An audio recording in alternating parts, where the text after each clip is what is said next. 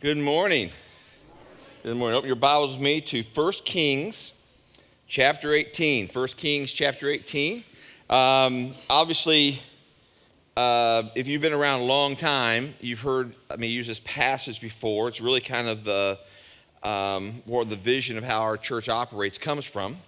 So I'm going to read some of the verses to you. Kind of the back of the story is that God, because of the children of Israel choosing against God and then choosing to worship the prophets of Baal, etc., there was a famine, a drought, and which caused the famine, and so they had 2.5 years. It says in the third year, so we'll start raining when I read this in a minute. But so say 2.5 years that they didn't rain at all. Just imagine if we had no rain for 2.5 years, what condition that puts our crops in, and et cetera. So that's kind of the situation. Elijah was the prophet who was at that time, and God speaks to him and says, hey, I'm going to let it rain again, and you need to go tell Ahab. Now, Ahab was the king in charge, right? And so Ahab had been trying to kill Elijah because Elijah was the one who said, hey, because of your actions, here's what's going to happen. And so they were mad at Elijah, right? And so Elijah had been in hiding. I'm skipping lots of parts. You can go back and read that in the previous chapters. So God tells Elijah, hey, it's time for it to rain again. Go tell Elijah. Elijah runs into Obadiah. Now, Obadiah was, he was the right hand to Ahab, but he was also a believer. In other words, he had hidden some of the prophets of God, some things like that. So he was, he was on Elijah's side, but he couldn't let his boss know that because his boss would have killed him. Okay, so Elijah runs into him, and that's where this conversation picks up with in chapter 16, or chapter 18, verse 16. So Obadiah went to meet Ahab and told him, and Ahab went to meet Elijah. When he saw Elijah, he said to him, is that you troubler of Israel? I have not made trouble for Israel, Elijah says, but you and your father's family have. You have abandoned the Lord's commands and have followed the Baals. Now, there's a message right there by itself. God's way of doing things are always better. And when we choose to chase other gods, when we choose to surrender to other things, there's always a price to be paid. And sometimes we want to get upset with God. Well, God did this and God did that. Everything God does, everything God ever said, was for the purpose of providing and protecting. That's all. The other stuff we go through is the result of something else. It's not God. It goes on, verse 20. Verse 19. Now some of the people from all over Israel, everyone, right, the entire nation, from all over Israel, to come to meet at Mount Carmel, and bring the 450 prophets of Baal and the 400 prophets of Azra who eat at Jezebel's table. So Ahab sent word throughout Israel and assembled the prophets at Mount Carmel. Elijah went before the people and he said, how long will you waver between two opinions? If the Lord is God, follow him. But if Baal is God, follow him. The people said nothing. Okay, so get your head around the picture for a second, right? Everyone, this mass group of people are gathered, right? The entire nation of Israel has gathered. Those speaking are kind of up on, they say gather at the mountain, right? They're kind of up high, right? They're not on the top of the mountain. That's not how it works. But they're up high so they can see, right? And they can communicate. And so they've gone to this location. Everybody's there. Elijah stands up and he's saying, because these people know this is Israel. They know they're supposed to follow God, right? They know that. But yet they're not following God. They're following Baal. And so he's saying, how long are you going to go back and forth? We're going to follow Baal. We're going to follow God. We're going to follow Baal. We're going to follow God. And they have no answer for that, really, right? So he picks up verse 22. Then Elijah told them, I am the only one of the Lord's prophets left. But Baal has 450 prophets. Get 2 bulls for us. Let Baal's prophets choose one of them for themselves and let them cut it up in pieces and put the wood on it, but do not set fire to it. I will prepare the other bull and put wood on it, but not set fire to that. Then you call on the name of your God, and I will call on the name of the Lord. The God who answers by fire, he is God. Then all the people said, what you say is good. In other words, so now we have a plan, right? So we're going to find out once and for all, is kind of the idea here. We're going to have a shootout, right? And find out who God is, right? Verse 25, Elijah said to the prophets of Baal, choose one of the bulls and prepare it first. Since there are so many of you, call on the name of your God, but do not light the fire. So they took the bull, given to them, and prepared it. Then they called on the name of Baal from morning to noon. So just get your head around that, right? Everybody's hanging out. We're all watching, right? Morning till noon. Baal, answer us, they shouted, but there was no response. No one answered. And they danced around the altar that they had made. At noon, Elijah began to taunt them. Shout louder, he said. Surely he is God. Perhaps he is deep in thought or busy or traveling. Maybe he is sleeping and must be awakened. So they shouted louder and slashed themselves with swords and spears, as was their custom, until the blood flowed. Midday passed, that's 3 o'clock. Midday passed, and they continued their frantic prophesying until the time of the evening sacrifice. But there was no response. No one answered. No one paid attention.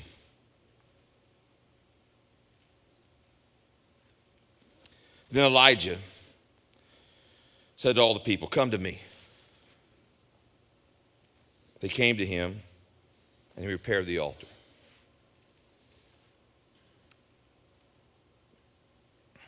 Elijah took 12 stones, one for each of the tribes descended from Jacob, to whom the word of the Lord had come. Your name shall be Israel. With the stones he built an altar. They understand all the symbolism. They understood exactly what he was doing. They've been taught their entire lifetime what this meant. 12 stones he built an altar in the name of the Lord. He dug out a trench around it large enough to hold 2 seahs of seed, that's about 24 pounds of seed. He arranged the wood. He cut the bull into pieces and laid it on the wood. And then he said to them, fill 4 large jars of water and pour it on the offering and on the wood. Somewhere in the neighborhood of 5 gallons. Just picture a 5-gallon bucket. That's 20 gallons, right? Do it again, he said. That's twice. So 20 gallons times 2, that's 40 gallons, right? Do it a third time, he ordered. They did a third time. That's 60 gallons. The water ran down the altar and even filled the trench. At the time of the sacrifice, the prophet Elijah stepped forward and prayed. Lord, the God of Abraham, Isaac, and Israel, let it be known today that you are God in Israel, and I am your servant, and have done all these things by your command. Answer me, Lord, answer me, so these people will know that you are God, and that you're turning their hearts back again. Then the fire of the Lord fell, burned up the sacrifice, the wood, the stones, the soil, and also licked up the water in the trench. When all the people saw this, they fell prostrate and cried, the Lord, he is God. The Lord, he is God. Now, this passage, if you've been around Cross Church a long, long time, this is the passage I use, and I preach what we call my In View of a Call message. When I came to this church in February of 2000, and I preached a message, and the church then would vote to decide if they wanted me to be their pastor. And the reason I preached this passage, which I never preached before at that time, the reason I preached that passage was because, and some of you heard this story, I'm just kind of hitting the high points for those who didn't know the story. I was wrestling whether I want to be in ministry or not, to be honest with you. And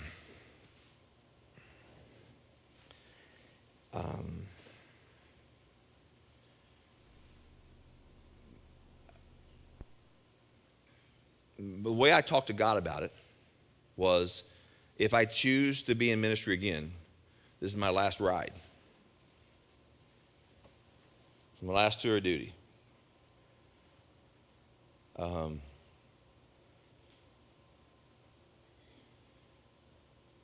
If we went back to that time frame, ministry had about killed me. Lots of stories, lots of details. Anyway, and so there were 8 churches that had reached out and that were interested in me being their pastor at the time. And I made a list of those churches in an order, I'll say to attractiveness to me, based on whatever reason I would have put them in that order, right? I don't remember exactly all the details. I just remember there was 8, and I put them in order based on whatever reason I put them in order.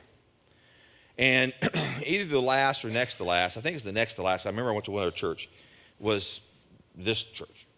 And so I went to the first church, and I'm going to start at the bottom, work my way up. I'm going to give God an opportunity to speak to me. That's how I'm processing it, right? And so I'm going to go to a town. I'm going to drive around. Before I ever talk to people, I'm going to drive around, just see what God says to me. See if God stirs my heart. Give God a chance. And if God doesn't do something unusual, then I'm going to start with church number 1, and I'm going to engage them. Okay, that's kind of how I was going to process it.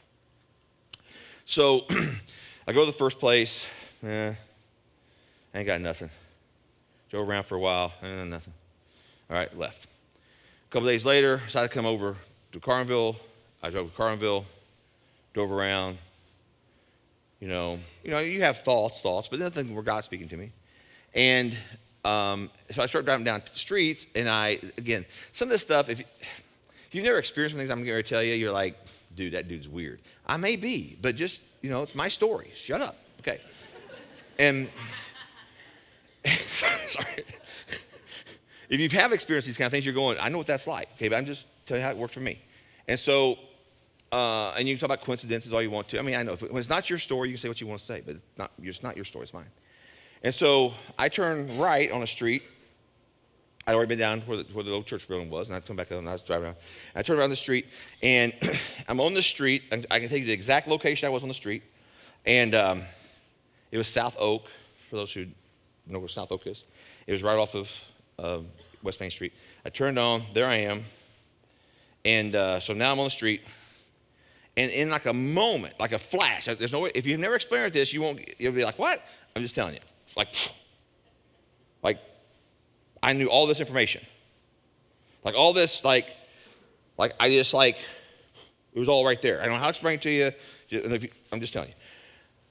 Okay, and so in that moment, it takes me far longer to tell the story than it happened, because it happened like in, 0.2 seconds. It was like, bam, there it was. But what I felt was, I had this whole story run through my brain. And that on Mount Carmel that day, which is number 1 outline really, on Mount Carmel that day, and what I have is that people fall into 3 basic categories. On Mount Carmel that day, there were the people that of Baal. They already believed in Baal. They were never going to not believe in Baal, right? Didn't really matter what they did. And there were the people that believed in God, and they didn't care if God did something or didn't do something. They're still going to believe in God. That wasn't going to change anything for them. But by far, it was the undecided masses, okay? So how I put it in the outline was the convinced, the will never be convinced, and the undecided masses. People fall in these 3 categories: the convinced, the will never be convinced, and the undecided masses. Many people who fall in the convinced category, they believe God's God. They're not looking for God to do anything. They were raised to believe God's God. They're all good. They don't pray big bodacious prayers, right? They don't take steps of faith. They're not engaged. They just go to church, do the thing. Don't go to church, do the thing, right? They just believe in God. That's what they do. I'm a God-fearing man, whatever they'll say. And, I'm a good Baptist. I'm a good Methodist. I'm a good whatever they'll say, and that's fine. Great. But they don't expect God to do anything. And there's people who will never believe in God. For whatever reason. Right? Neither one of those are the point. The point is we're surrounded by the undecided masses. The people who are desperately looking for something real to believe in. All that just happened in my brain literally in seconds. And so part of my fight with God, argument with God, debate with God, what you don't call that was, God spoke to me and said, Tim, if you're be willing to come here, then you'll spend the rest of your life reaching the undecided masses. Okay, so that's kind of the general part of the story that applies to this. And so,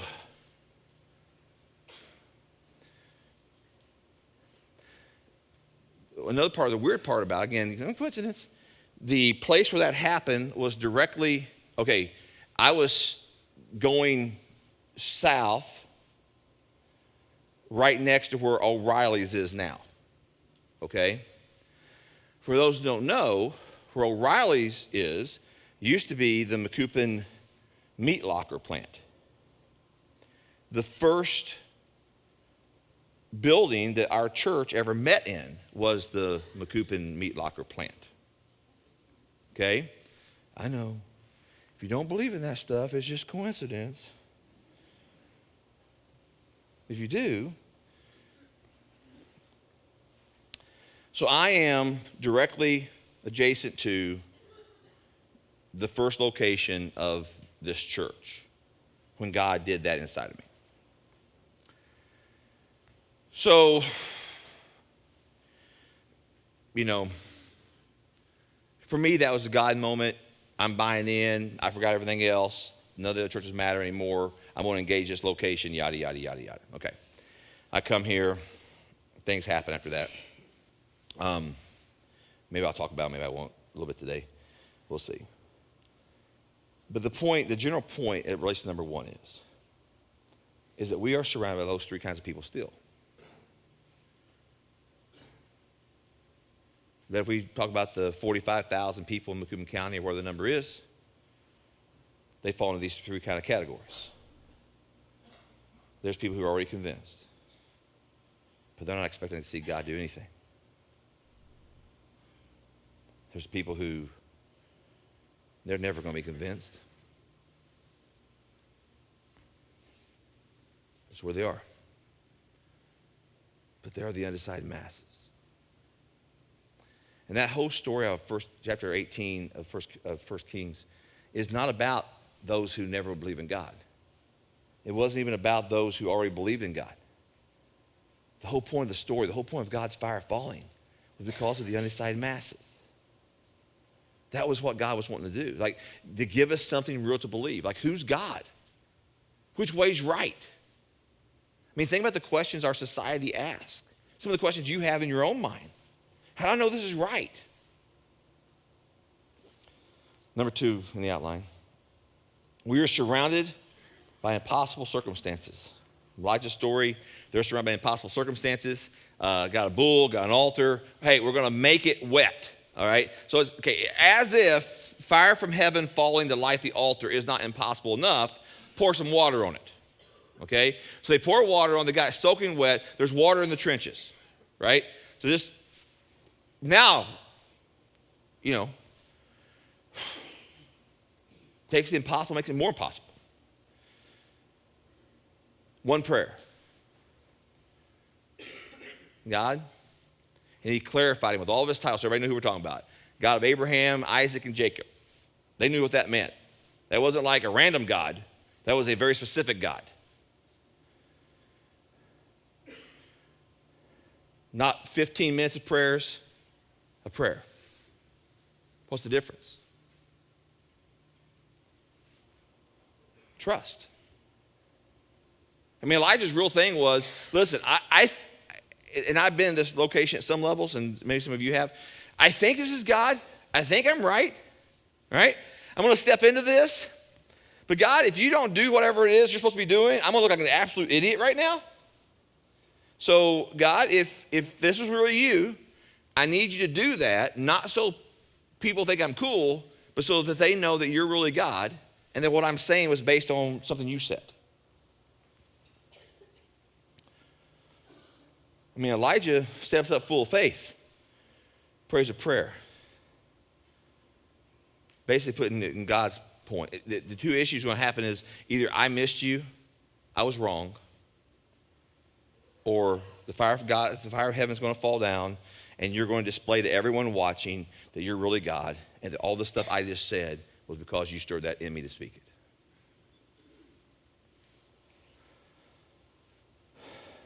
Can you imagine that moment?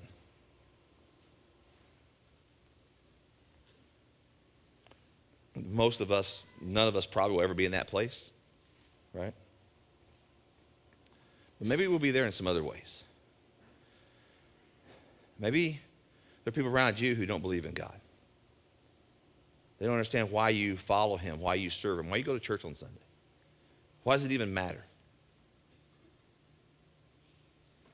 And you just keep doing what you do. Plugging away because you feel like somehow it's right. What I want to do for us today is I want to put it in just a little different context. See, our vision isn't about the story. This is the way God communicated to me. I use this to tell our story, our vision, because this is how God did it in me. It could have been somebody else's different story. It could have been a different passage of scripture for someone else. But for me, this was the story. I stood up on a church on a Sunday morning in February of 2000. I preached this message. And on the way home, my wife told me I was arrogant.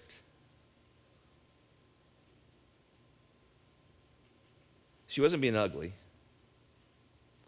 I stood in front of a church who hadn't had a visitor in 2.5 years, who hadn't baptized anybody in more than 2 years, and that person was a child. Hadn't grown in over 13 years, really 18 years. And I said, if you call me to be your pastor, our target audience is going to be the unsaved masses. And I'll spend the rest of my life reaching people who are far from God for his glory.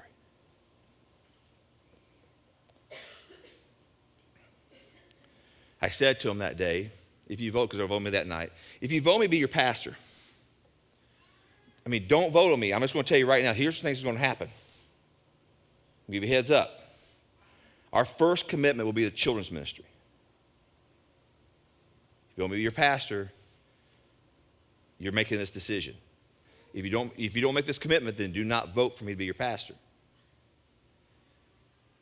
I had no idea that same church had 90 kids coming on a Wednesday night to a children's thing in the meat locker. But when they got the new building built, they stopped doing it because kids mess up buildings.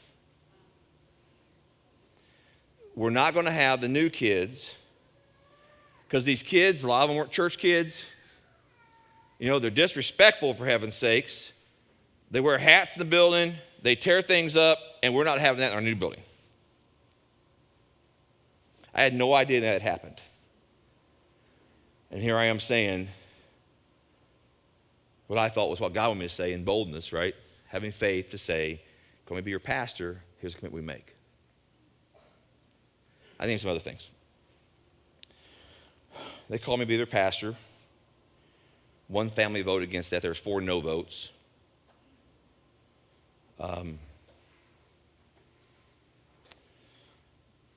We can talk about all the things that have happened since then. But throughout the process, there was moments of impossibility.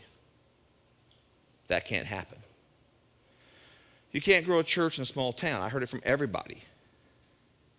Like, I'm wasting my life in a small town. I mean, let's go through this little list, right?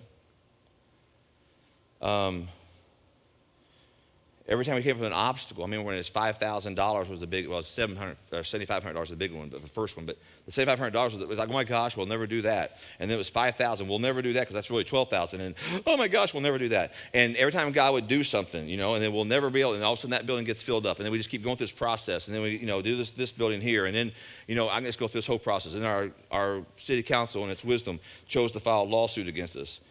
It didn't work out very well for them. But it was It was horrible for us.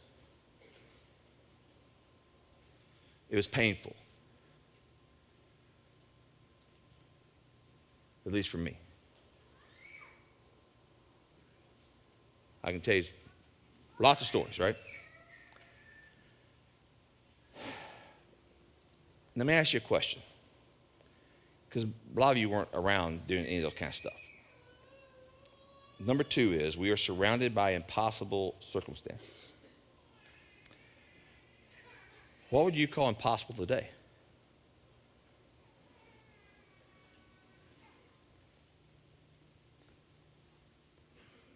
I mean, forget what happened. Who cares what happened 10 years ago or 15 years ago or 9? Who cares? Doesn't matter right now. We're where we are today, headed this direction, right? I can tell you all the things God has done in our past.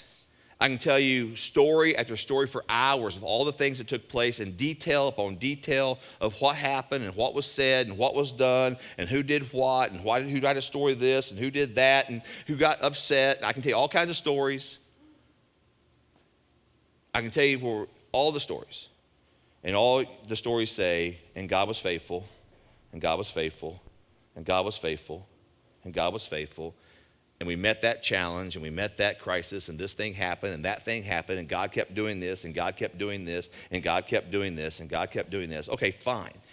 None of that really matters at this point. All of that is behind us. What matters at this point is current reality today. Where we are today, and what God's next step for us today is. That's what really matters today. Where's God calling us to today? Are things less impossible than they once were? I mean, the target always moves, right? I mean, if you were around, you remember, so like when we got this building here, that will never happen, right? And the litigation thing, that, that's going to do and we're going to be this, and going to be that, and Tim's going to leave, and the church is going to do whatever. I just go the whole story, right? Then once we got into the building, not a single "that will never happen" person ever apologized, did they? No one ever went, "Dang it, we were wrong. The Lord, He is God." Nobody did that.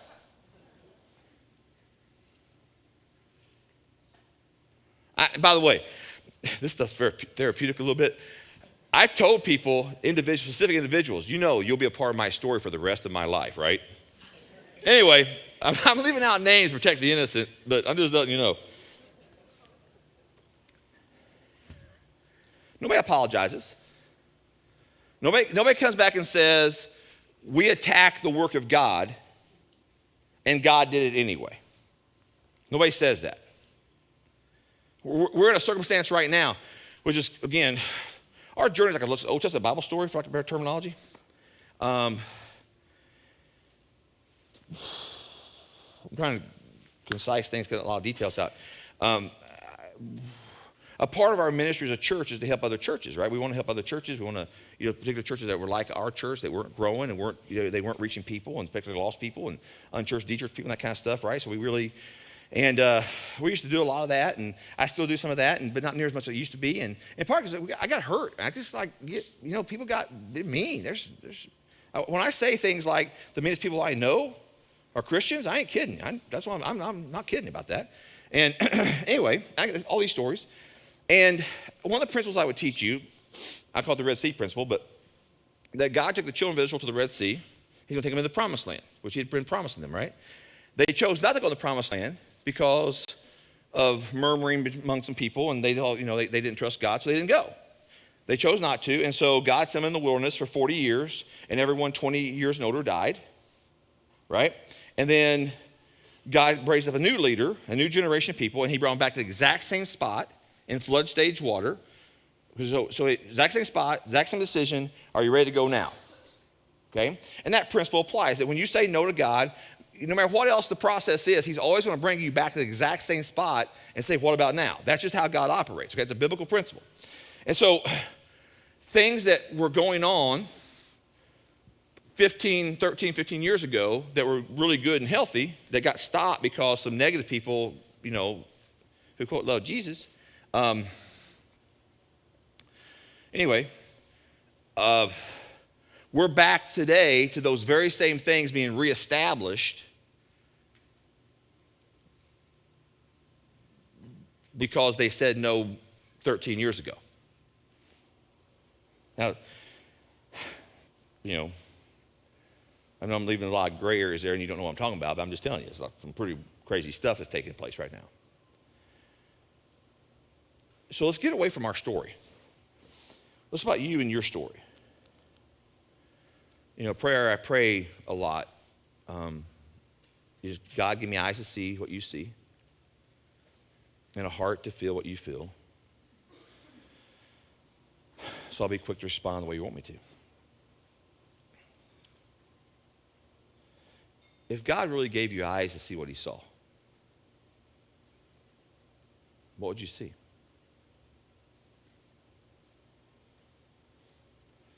What kind of brokenness around you would you see?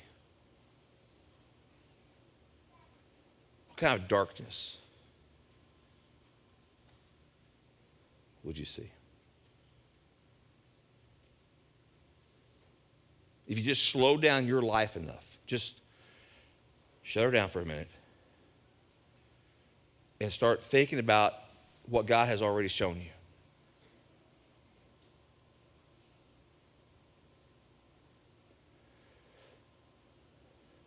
What is that? And what if God then gave you a heart to feel what he felt about that? Not what society tells you should feel, but what God really feels.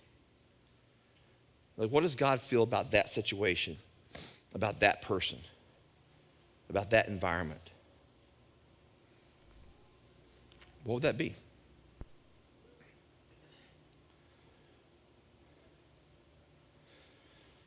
If God somehow wanted his fire to fall symbolically where we live in such a way that the undecided masses had something real to believe, what would that look like today?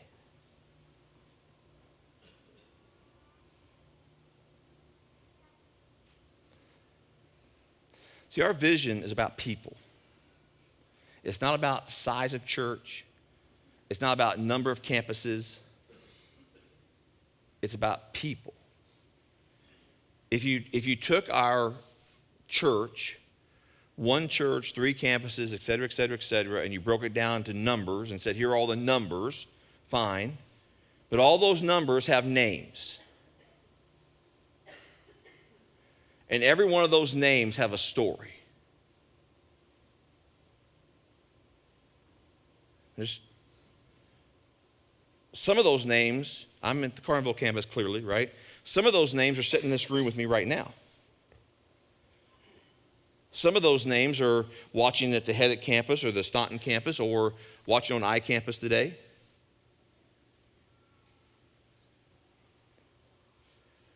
How many people have even come through our doors looking for hope, but didn't connect long enough to find hope?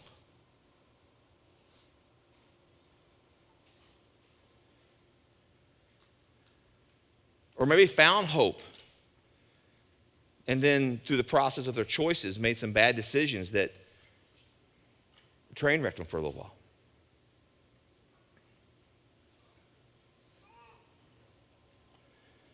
See, this is not about a numbers game.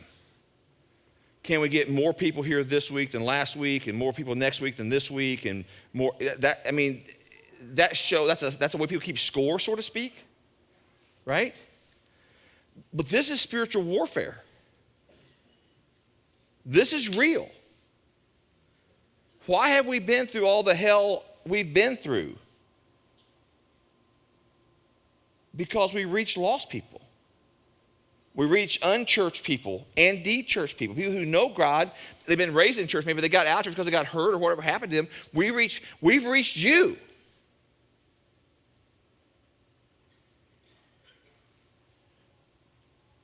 I mean, if you just put yourself in position, and this may not apply to every single person, but the vast majority of us, where were you before?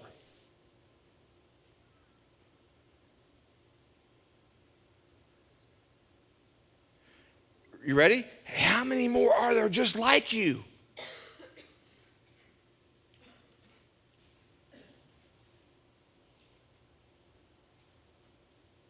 I mean, how many more people, they just need hope. They need someone to speak something into them that matters. They're not bad people. They're just looking for something real to believe. They don't know what's real. They've seen fake, and they've seen plastic, and they've seen hypocrisy. They've heard stuff that don't mean a hill of beans. There's no authority in it. There's no power in it, and it's empty. How many people do we know? They're really no different than we would have been.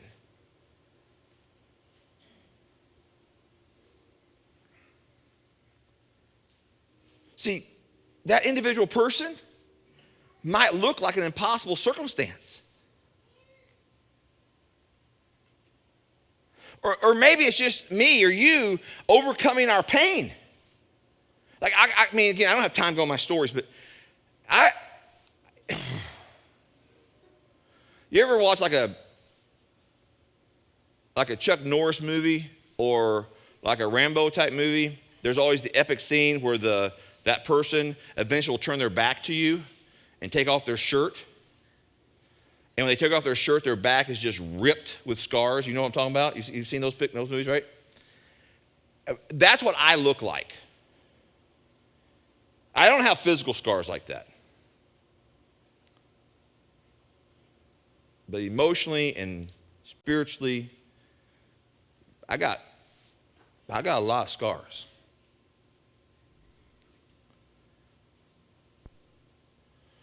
And when you hear me say things like, don't flinch, why would I say that?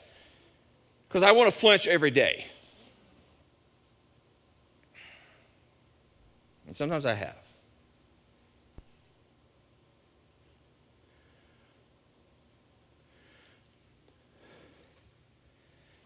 That for me, sometimes overcoming the impossible isn't out there, it's right here. The hardest person for me to lead is me. The hardest person for me to motivate is me. The hardest person for me to keep head and heart right with God is me. But here's the deal. We're not called to gather in a big church service at a bunch of campuses and walk away happy. We're called to be the local church, to engage in the mission of reaching the lost,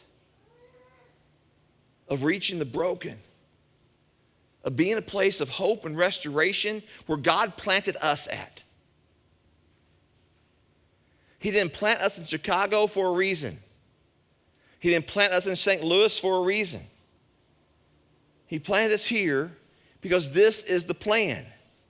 We belong here because that's how God chose to make it happen.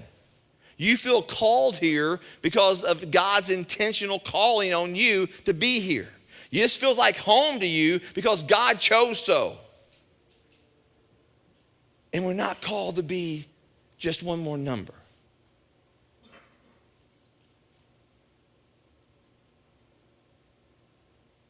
We're surrounded by the impossibility. But that impossibility has got a name too.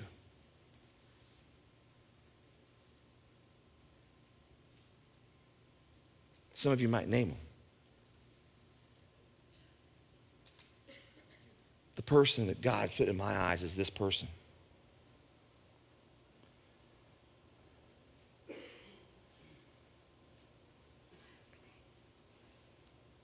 If you ever allow God to help you feel the way he feels about a person,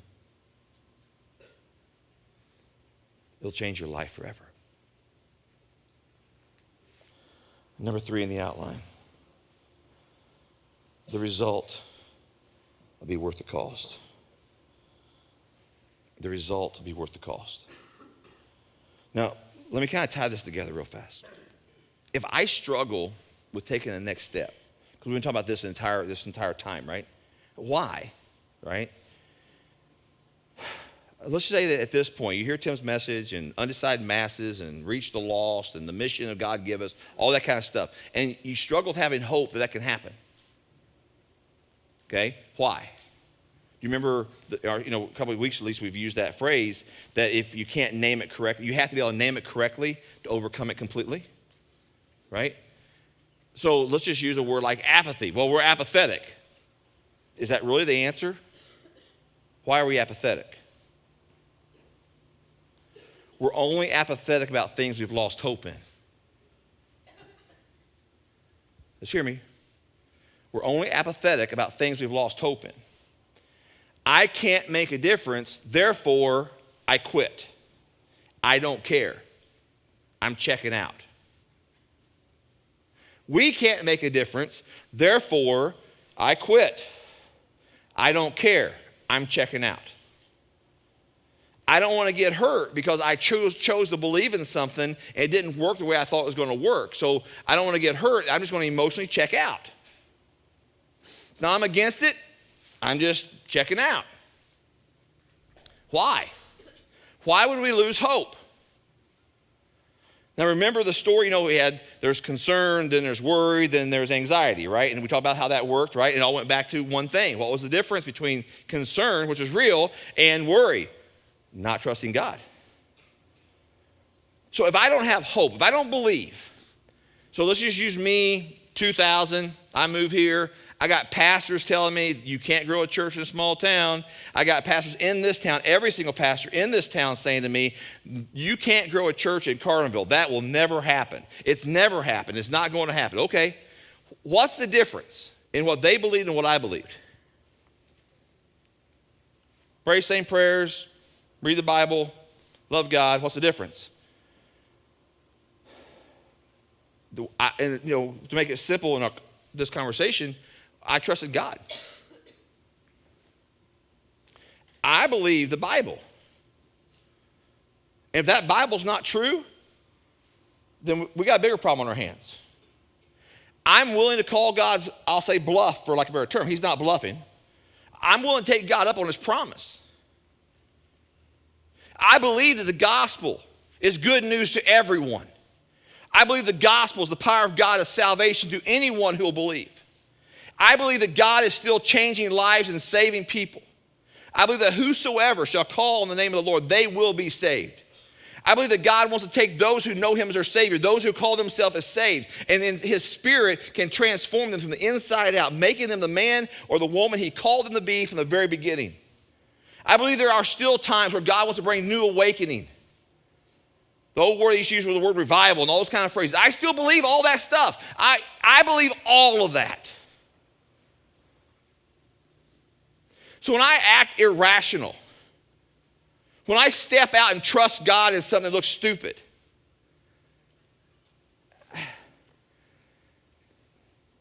I don't ever know, I guess. But by faith, I sure believe it's God. I believe in a God who makes fire still fall from heaven. I believe in a God that doesn't see impossible circumstances. He sees people who don't trust him. See, our vision isn't about the numbers and that kind of stuff. It's not about the style of something we do. It's about you. It's about reaching people who are far from God or somewhere in that process. And about taking those who are following God and help them keep walking closer. Just keep taking next steps. Get closer to Jesus. Believe in a God who will transform you, who will keep transforming you, whose plan is greater than the darkness around us. It doesn't really matter what the impossibility is. He's God, for heaven's sakes. And every time some church growth expert told me you can't grow a church in a small town, I can't even tell you. I was always respectful, but not inside. Inside, I wasn't respectful at all. That was an offense to God, in my personal opinion. And when you tell me you think God can make a difference in your life, that's an offense to God. If you tell me you don't think God can make a difference in our towns, That's an offense to God. What you're saying is God can't. I'm calling bull crap. Because God can. See, the question is, will I trust him? The question is, will you get out of your chair and trust him too?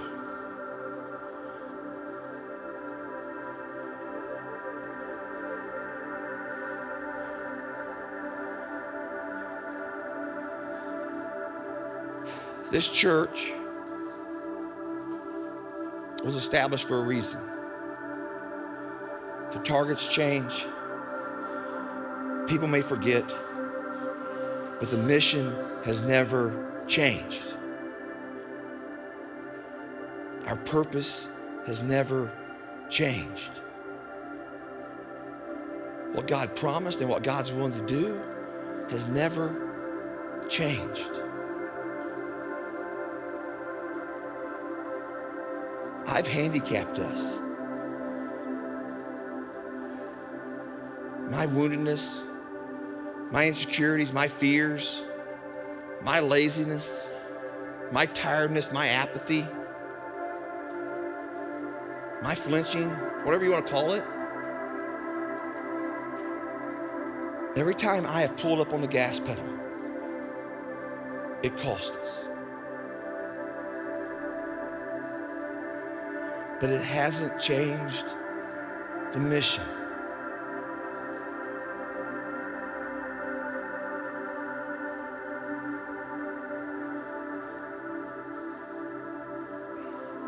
It hasn't changed the mission. Our head at campus is called Gilead. The actual official name is Gilead Baptist Church, for those who don't know that. It hasn't changed the mission of Gilead Baptist Church, which was established in the 1800s. Our Staunton campus, the official name would be Bethel Southern Baptist Church. It hasn't, the mission of Bethel Southern Baptist Church has never changed. We've been hurt. We've been lied about. We've been attacked. It's called spiritual warfare for a reason.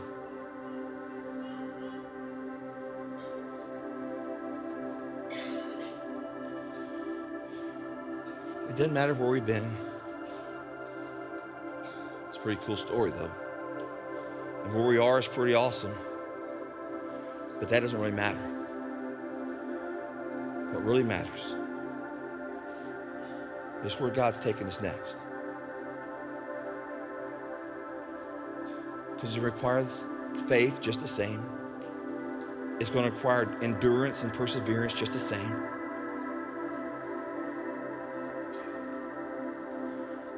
And for you as an individual person, don't get caught up in the crowd. Because it's also exactly about you. What's your next step? Maybe you've been flinching too. Maybe you've been tired, you've been wounded. Maybe those aren't the right terms. I just distracted.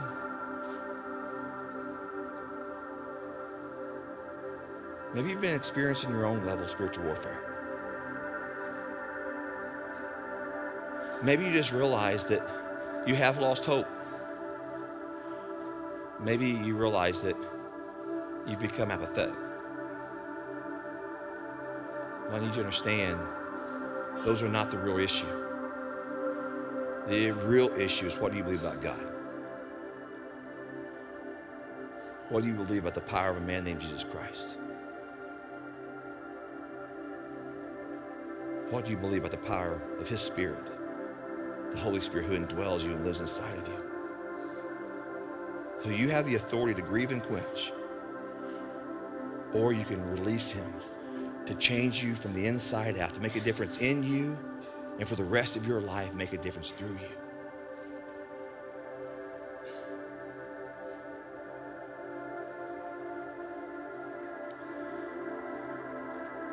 Whatever your personal cost is, whatever baggage you have to work through as an individual,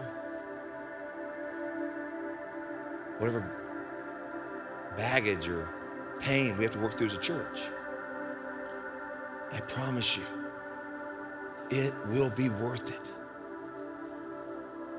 Seeing God be himself, seeing his fire fall in such a way that the undecided masses around you believe that he is God, seeing God in a way that you recognize God is turning hearts back toward himself. There's nothing like it. It's worth it. Our job is not to change hearts. Our job is to follow God. Our job is to follow through with what God has stirred in us. Our job is to take our personal next steps.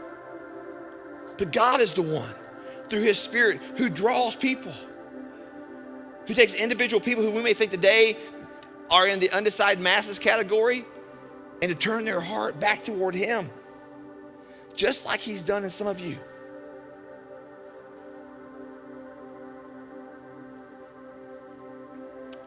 Let's pray. Father,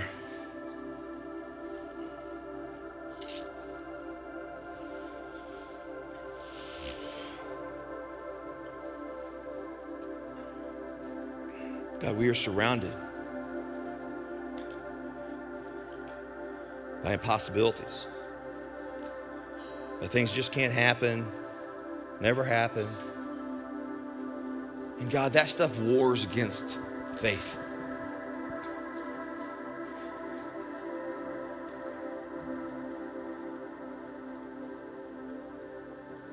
Father,